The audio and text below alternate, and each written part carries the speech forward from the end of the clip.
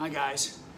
So I don't know what it is, but lately I've had a run of low back pain. You know, throwing your back out.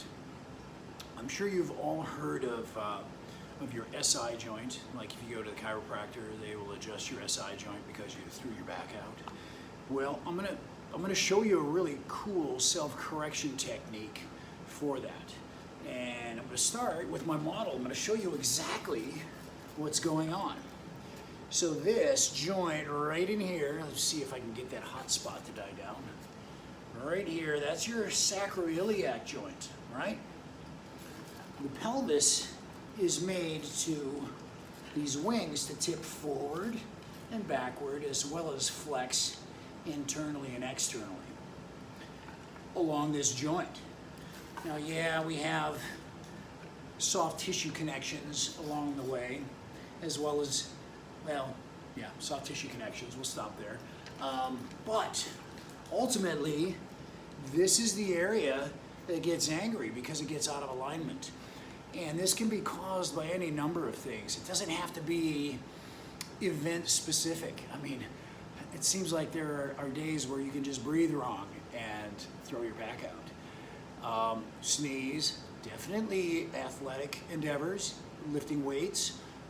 In fact, I'm going to give you an example of when you might feel something like that, like your SI joint subluxing occur, maybe doing a deadlift or a squat. And you will get like, let me see if I can show you, but you get like this pinch right here.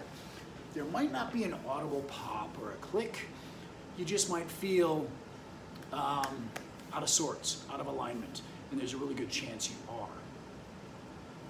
So, when this occurs, you know, I'm always about checking in with the body, being well aware of what's going on in your body. Well, this instance is no exception. So, if you feel that, it behooves you to jump on this right away. So, do this self-correction technique immediately. All right. The longer you wait, the more, and the longer that dislocation or subluxation exists, the more inflammation occurs. And I'm going to tell you that's a really tight spot, and there's a lot of nerve innervation through there, where any excess buildup of fluid is going to push on nerves, and it's going to cause pain. Now you can always go and get adjusted and realign everything, but that doesn't do anything for that inflammation. That's now you're dealing with a time issue.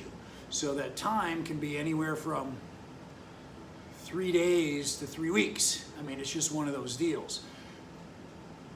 You jump on this right away, and you can alleviate, you can mitigate a lot of that pain and be hopefully back in the game within a day or two, maybe 3. All right, so it's real simple. I'm sitting on a bench. Now you can do this on a bed, but I'm going to assume that if you're in the gym and you feel this occur, that you're going to have a bench at your disposal. So we're going to use a bench for my example. So you're going to lie down on your back. Now what I want you to do is, you're going to do this to both sides, by the way. You're going to drop a leg.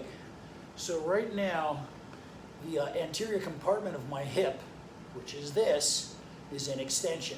And I'm getting a nice little stretch.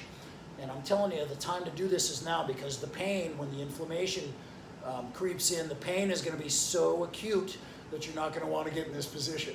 All right? So jump on it. So then with your other leg, I'm going to go 90 degrees at the body, 90 at the knee.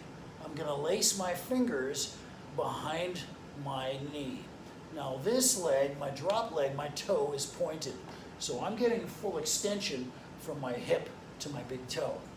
So I lace my fingers, and I'm going to push. I'm going to drive into my hands. So I'm providing resistance. So I'm pushing and I'm pulling at the same time, and you get a hold for about 5 seconds and relax. What we're doing is we're activating that hamstring. What that's going to do is it's going to pull at the base of that pelvic innominate, and it's going to reposition and cause a shift where you are unshifted or shifted. So then, after we do this 90-degree adjustment or isometric, because that's what this is. We're going to bring it in about 15 degrees and do the same thing. Push. Now again, I'm pointing my toe on this drop leg. That's important. I'm going to push, hold 5 seconds, and relax. And then I'm going to pull it all the way into my chest. Notice how my leg rose up. That's okay. That tells me I'm at full hip extension for my anterior compartment, and that's a good thing. So again, that toe is pointed, and I'm going to push. 5 seconds, and relax. Now, you might get lucky. You might get an audible where you hear a tiny little click, or maybe a full-on pop. I don't think it's going to be real loud, and it might not even be discernible at all, but once you stand up, you should feel like you've established neutrality again. So of course you do it to both sides, and man, that'll save you some long-term suffering. And when I say long-term, I'm talking about a week to 3 weeks, because this can be a nagging injury. And then you couple it with maybe you're carried a little bit too much around the waistline, or you're deconditioned, you haven't been in the gym for a while. So again, I want to stress that this works for anybody, not just those that have an event or are doing it in activity. I mean, this can happen, and it does happen. It happens to the best and the worst of us. So give that a go, all right? The only reason I'm making this video is because, once again, I've seen a lot of these lately. It's kind of funny how injuries come and go. They trend, and right now we're in a low back trend. So I do this to help you out. If you ever need my help, reach out. mskogg, S-K-O-G-G, at mac.com, and maybe I can help you specifically. I figure this is a great way to cast a wide net and capture a lot of eyes, and hopefully help you out in the process. So anyway, stay healthy, keep training. If you'll excuse me, I'm going to work off a tall stack of pancakes right now. And that's my word.